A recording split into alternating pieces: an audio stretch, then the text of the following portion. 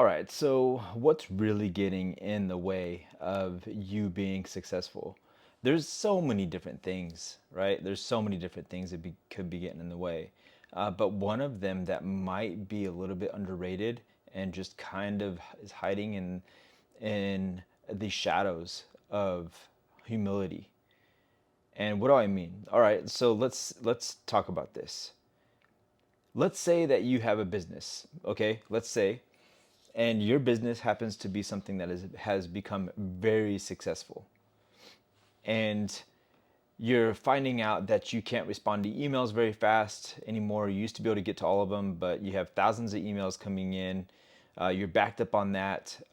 Your ability to be available is becoming less and less, and you're starting to notice that the quality that you used to have before is starting to falter a little bit, and you notice that you're unable to show up like you were able to before. And this is like the dream for anybody that is starting a business or anything like that to be successful. You have found a niche that you've been successful in, okay? But let's say that you're that person, okay? Not that you want to be, but let's say you are that person, all right? And somebody comes up to you and says in an interview, or not an interview, but a counseling session about the new stress you've also found because of this, and you're listening to them tell you that you need to become the CEO of your company. And in your mind, you're thinking, wait a minute, the CEO of a company, I want to be accessible to the people that I'm serving. I don't want to be like the person that sits in a suit at a desk and waits for everybody to do what it is that I want them to do all the time. Of course, I'm not going to want to be a CEO. That's ridiculous. Like, no, I'm a CEO of my company. That I'm going to basically lose the connection of my company. I want to be able to like be doing the stuff. Can I still like have access to everything that I was doing before and yet still be the CEO? The I guess the chief something officer. I can't remember. I don't know exactly what it is, but CEO of a company. And so, if you're gonna do that, then you're thinking in your mind, well, a CEO is like somebody like a CEO, like Pat Flynn would say, of IBM, or which happened. Pat Flynn happens to be somebody that I follow. It's SPI, Smart Passive Income, and he is talking about that in this book that I'm listening to, and it's called Let Go. And he did not name this though.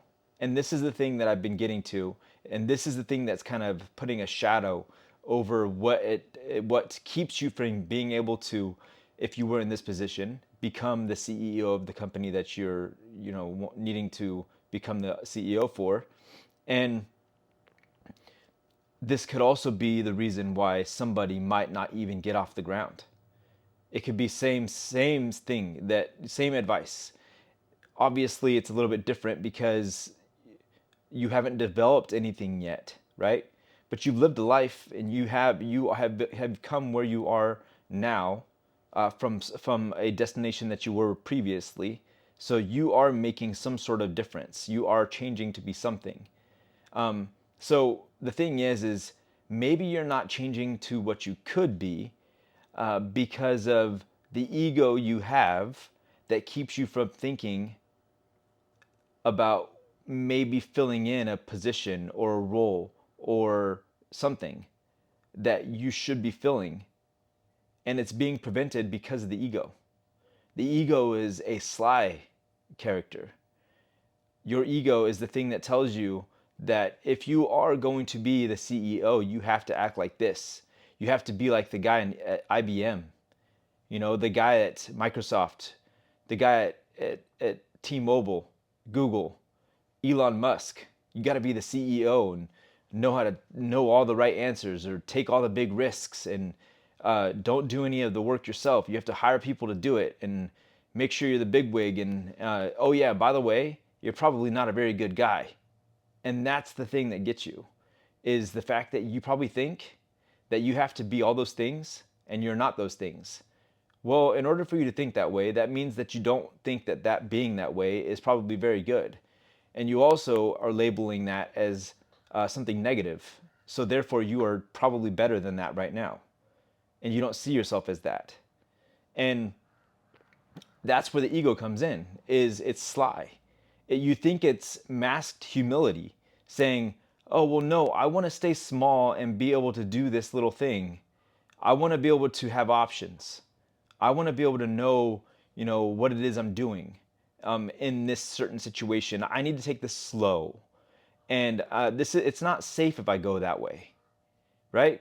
So you're thinking that you're better than the person that would go fast, that would make the decision, that would choose to move forward, that would take on the opportunity that is presented to them. So this is what I'm talking about. It's the ego that lies underneath, pretending to be humility. And you could be right in the fact that you shouldn't be going in any certain direction. That you should, you're correct if you're listening to your gut.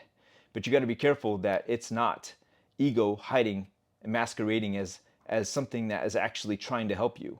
Because what happens is our mind will jump to conclusions, and it'll lay out a path for you that is leading to destruction, because it's so unknown and so therefore unsafe, because you label somebody else and what they're doing and how you see it from the outside as being a certain way, when really it's just something that's keeping you where you are. Has nothing to do with the person that is filling the roles that you see over there. Has everything to do with your inability to act because you're scared. And that's the truth. So if that is the truth for you, hopefully this video helps you, and I'll see you guys in the next one. If you like this, subscribe for more, and I'll see you in the next one. Take care. Bye.